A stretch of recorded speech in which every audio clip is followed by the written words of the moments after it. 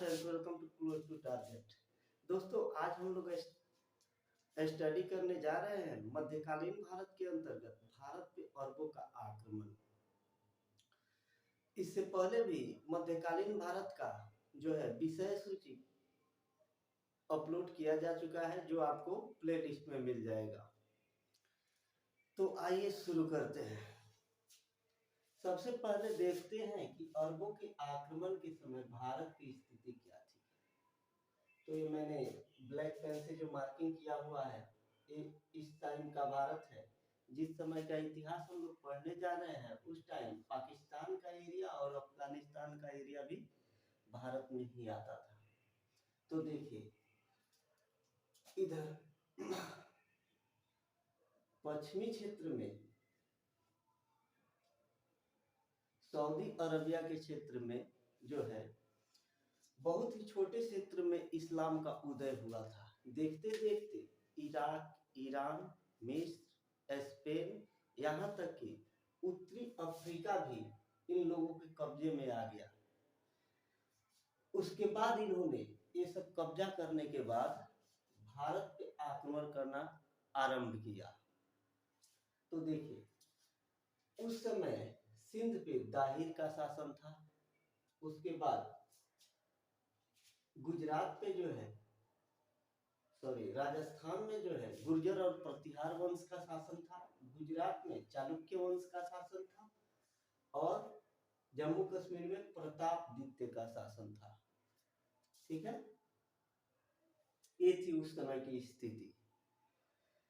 तो आइए पहले हम लोग सिंध के बारे में थोड़ा जान लेते हैं। एक समय था जब सिंध बहुत शक्तिशाली एक क्षेत्र था। धीरे धीरे और सिंध काफी टुकड़ों में बट गया था। उस समय जो है सिंध पे दाहिर का चच का शासन था। चच एक ब्राह्मण था और ऐसा बोला जाता है कि उन्होंने कनौज से बहुत सारे जो है ब्राह्मणों को बुलाया और दान उपदान दिए और कृषि का भी मतलब प्रचार प्रसार किया। तो आइए जानते हैं। सबसे पहले हम लोग जानेंगे कि भारत पर अरबों के आक्रमण का स्रोत क्या है। मतलब हमें किस चीज से यह जानकारी मिलती है कि अरबों ने भारत पे आक्रमण किया था। तो आइए देखते हैं। स्रोत जो है चचनामा एक फारसी यंत्र है जो कि अरबी में लिखा गया है, जिसके लेखक अली मोहम्मद है। चचनामा से हमें दो चीजों की जानकारी मिलती है। एक तो चच राजवंश का इतिहास और दूसरा भारत पे अरबों का आक्रमण। ये दोनों की जानकारी जो है चचनामा से मिलती है। और दूसरा एक और है फुतुल उल बलदान, बिलादुरी द्वारा लिखित फुतुल उल बलदान से भी हमें भारत पे अरबों का आक्रमण का पता चलता है। अब देखते हैं कि भारत पे अरबों का आक्रमण करने का उद्देश्य क्या था। तो उद्देश्य में क्या था? धन दौलत लूटना तथा इस्लाम का प्रचार प्रसार करना। क्योंकि भारत बहुत उस समय समृद्ध राष्ट्र था, इसलिए वो भारत से धन दौलत लूटना चाहते थे और इस्लाम का प्रचार प्रसार करना चाहते थे। साथ ही साथ वो साम्राज्य का विस्तार भी करना चाहते थे। मतलब साम्राज्य विस्तार का मतलब एक क्षेत्र से दूसरे क्षेत्र पे कब्जा करना और उस पे आधिपत्य जमा लेना। अब आइए देखते हैं मुख्य बिंदु मतलब इस चैप्टर से का मुख्य पॉइंट ये होगा, जिससे बार बार जो है एग्जाम में प्रश्न पूछे जाते हैं। तो देखिए, भारत पे पहला मुस्लिम आक्रमण अरबों के द्वारा किया गया। भारत पे पहला मुस्लिम आक्रमण जो है अरबों के द्वारा किया गया था। ये बहुत सारे एग्जाम में भी पूछा जा चुका है कि भारत पे पहला मुस्लिम आक्रमण किसके द्वारा किया गया था। तो आपको इराक, ईरान ये सब दे देगा, उसमें एक ऑप्शन रहेगा अरबों का। तो सही आंसर इसका अरब होगा, क्योंकि भारत में पहला आक्रमण जो है अरबों के द्वारा ही किया गया था। उसके बाद देखिए, भारत पर पहला सफल मुस्लिम आक्रमण मोहम्मद बिन कासिम के नेतृत्व में 712 ईस्वी में किया गया था। अब देखिए, भारत पर पहला सफल आक्रमण 712 ईस्वी में मोहम्मद बिन कासिम के द्वारा किया गया था। सफल आक्रमण मतलब इससे पहले भी 2 आक्रमण भारत पे किए जा चुके थे, लेकिन वो असफल रहे थे। देखिए कैसे, ईरान का गवर्नर होता है, ईरान का खलीफा होता है अल हजाज।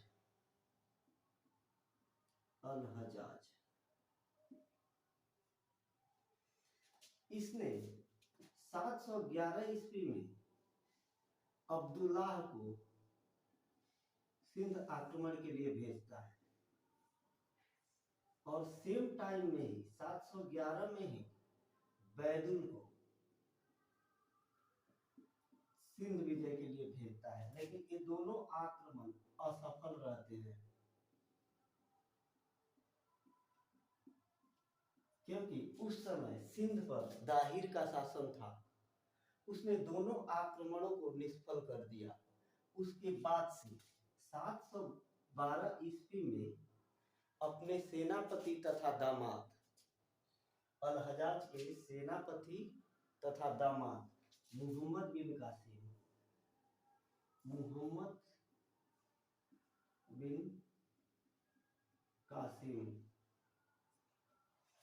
को सिंध विजय के लिए भेजता है, और यह सिंध पर विजय पाने में समर्थ रहता है। सिंध पर विजय पाने में समर्थ रहता है। तो देखिए, यही मैंने लिखा है कि भारत पर पहला सफल मुस्लिम आक्रमण मोहम्मद बिन कासिम के नेतृत्व में 712 ईस्वी में किया गया। अब देखिए, यही टॉपिक मैंने लिखा है कि सिंध आक्रमण के समय सिंध पर दाहिर जो कि चच का पुत्र था, उसका शासन था। इराक के खलीफा से आज्ञा लेकर कासिम आया और सिंध को जीत लिया। वो क्या हुआ कि इराक का जो सॉरी, यहाँ इराक मैंने लिखा, इराक के खलीफा जो थे अल हजाज, उनसे आज्ञा लेकर मोहम्मद बिन कासिम आया और सिंध जीत लिया। अब देखिए हुआ क्या था।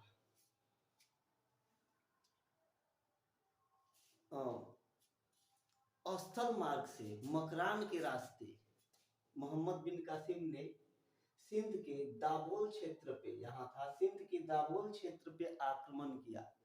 यहाँ पे 3 दिनों तक नरसंहार चला।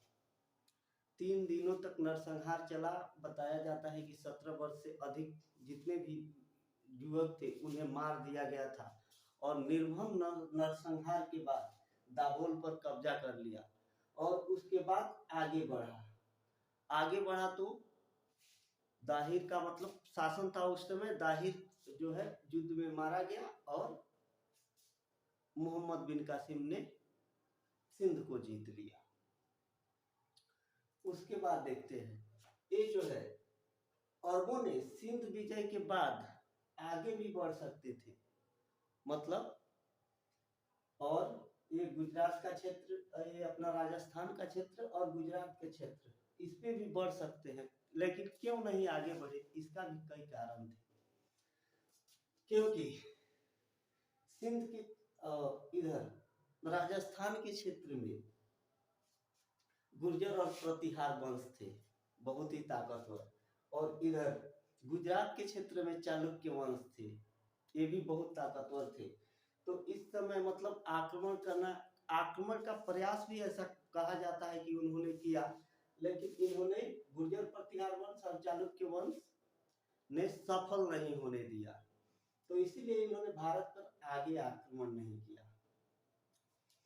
अब देखते हैं सिंध जीतने के बाद भारत पर प्रभाव, मतलब सिंध अरबों द्वारा जब जीत लिया गया तो उसका प्रभाव भारत पे क्या पड़ा। तो सबसे पहला प्रभाव, पहली बार भारत में इस्लाम का प्रवेश हुआ। मतलब पहली बार भारत में इस्लाम धर्म का प्रवेश हुआ सिंध जीतने के बाद। उसके बाद भारत में पहली बार जजिया कर लगा।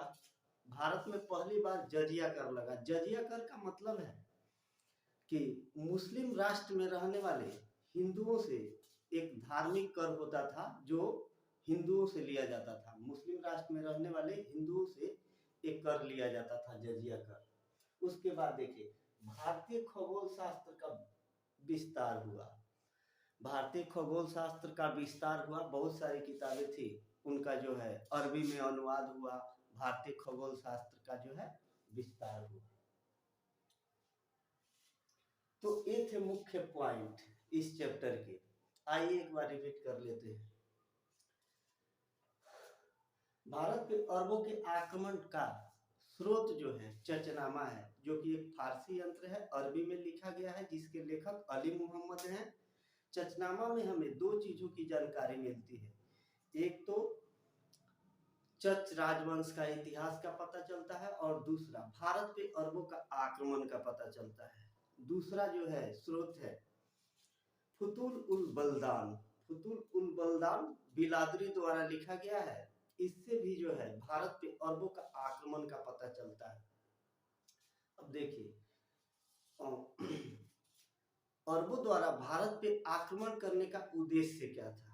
तो उद्देश्य जो है, पहला उद्देश्य तो उन लोगों का हो गया साम्राज्य का विस्तार करना, मतलब एक क्षेत्र से दूसरे क्षेत्र में साम्राज्य को बढ़ाना, साम्राज्य को बढ़ाना। और दूसरा जो है धन दौलत लूटना और इस्लाम का प्रचार करना। ये पॉइंट हो गया। उसके बाद देखिए भारत पर पहला मुस्लिम आक्रमण अरबों के द्वारा किया गया था। ये बहुत सारे एग्जाम में पूछा भी जा चुका है कि भारत पे पहला मुस्लिम आक्रमण किसके द्वारा किया गया था। तो अरबों के द्वारा किया गया था। अब देखिए भारत पर पहला सफल मुस्लिम आक्रमण मोहम्मद बिन कासिम के नेतृत्व में 712 ईस्वी में किया गया था। तो ये भी क्वेश्चन बहुत बार पूछा जा चुका है कि भारत पर पहला सफल मुस्लिम आक्रमण किसके द्वारा किया गया और कब किया गया। तो भारत में पहला सफल मुस्लिम आक्रमण मोहम्मद बिन कासिम के द्वारा किया गया और 712 ईस्वी में किया गया। अब पॉइंट देखते हैं।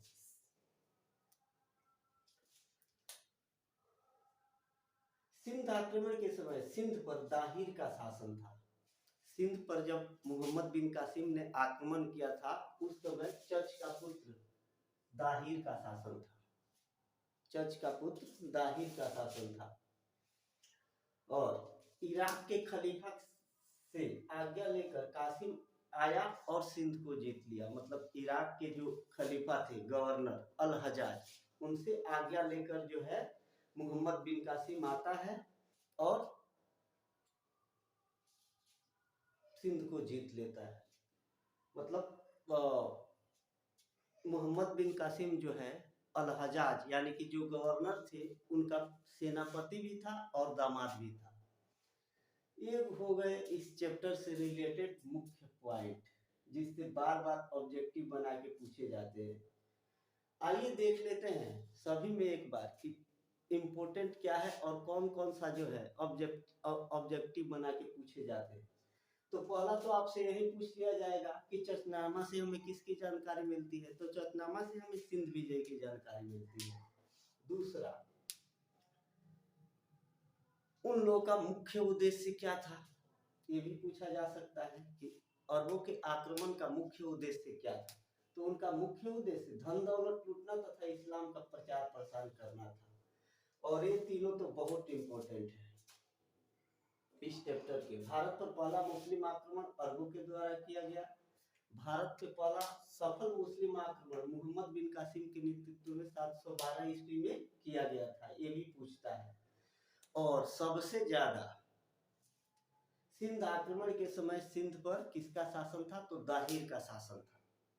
देखिए इस चैप्टर में जो भी मतलब पॉइंट बना के पूछे जाएंगे ऑब्जेक्टिव के रूप में, वो मोहम्मद बिन कासिम के इर्द गिर्द घूमेगा।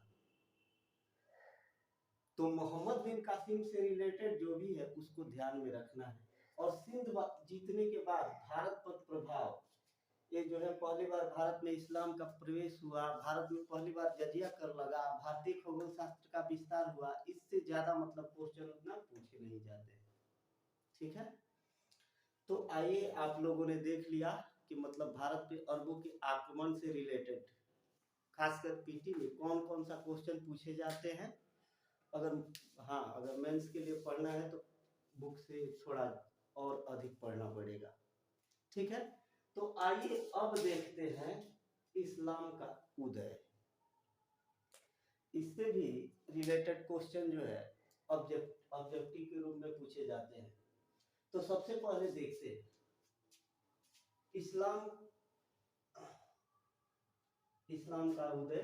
संस्थापक जो है हजरत मोहम्मद साहब है। इस्लाम धर्म के संस्थापक हजरत मोहम्मद साहब हैं। उनका जो है जन्म 570 ईस्वी में मक्का में हुआ था। पिता का नाम अब्दुल्ला और माता का नाम अमीना था। उसके बाद लालन पालन चाचा अबू तालिब ने किया था। मतलब इनका लालन पालन जो है, इनकी जन्म के पहले इनकी पिता की मृत्यु हो चुकी थी और जन्म के 6 वर्षों बाद माता की भी मृत्यु हो गई। तो इसलिए उनके चाचा जो थे अबू तालिब, उन्होंने इनका लालन पालन किया था। अब देखिए ज्ञान की प्राप्ति, मक्का के पास हीरा नामक गुफा में ज्ञान की प्राप्ति इनको हुई थी। ज्ञान की प्राप्ति जो है मक्का के पास हीरा नामक गुफा में 610 ईस्वी में हुआ था। ये डेट्स भी लिख लीजिएगा। तो ज्ञान की प्राप्ति मक्का के पास हीरा नामक गुफा में 610 ईस्वी में हुआ था। पत्नी खादीजा जो कि विधवा थी, उनसे इन्होंने शादी किया था। पुत्री का नाम फातिमा था, दामाद का नाम अली था। पवित्र ग्रंथ जो है कुरान है। मृत्यु जो है 632 ईस्वी में हुआ था, जिनको मदीना में दफनाया गया। उसके बाद हजरत मोहम्मद साहब के उत्तराधिकारी को खलीफा कहा जाता था। उसके बाद इनके मृत्यु के बाद इस्लाम 2 वर्गों में विभाजित हो गया। एक सुन्नी और दूसरा शिया। सुन्नी जो है सुन्ना में विश्वास करते थे। सुन्ना जो है हजरत मोहम्मद साहब के कथनों का एक पुस्तक था। और दूसरा जो शिया था वो अली के मतलब इस पे अली के स्वरूप मतलब विश्वास करते थे, अली की बातों पे। अब देखिए एक और पॉइंट है इसमें कि हिजरी संवत की शुरुआत कब हुई थी। तो हिजरी संवत की शुरुआत जो है ये 14 अक्टूबर